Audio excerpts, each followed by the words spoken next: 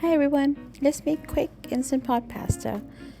So I'll be using rotini, but you can use penne pasta noodles if you like, and one can or jar of sauce, whichever one you like. It doesn't really matter what kind. I'm just using an original one, and then 1 pound minced beef. Now I'll just set the instant pot on medium or normal setting, heat setting for 30 minutes because I won't be cooking it longer than that. And here you can see I haven't added any oil whatsoever. I'll just let the meat cook it in its own water.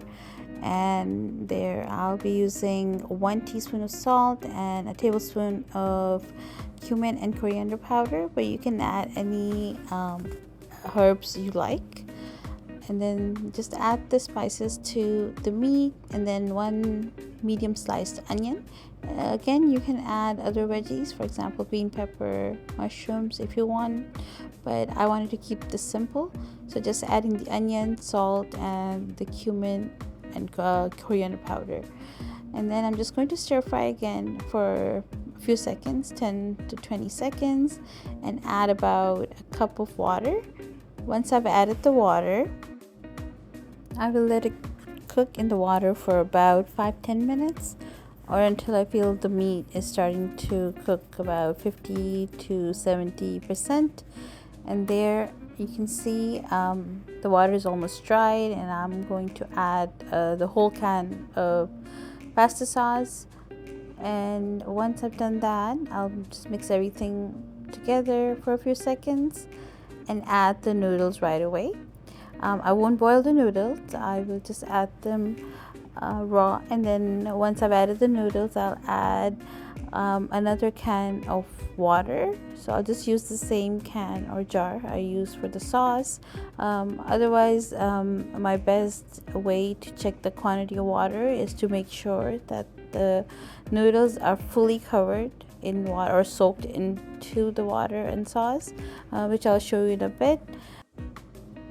So once everything is mixed really well, I will add about 1 to 1.5 can of water, the same can I used I took the pasta sauce out of. I will use the same can to check the quantity for the water.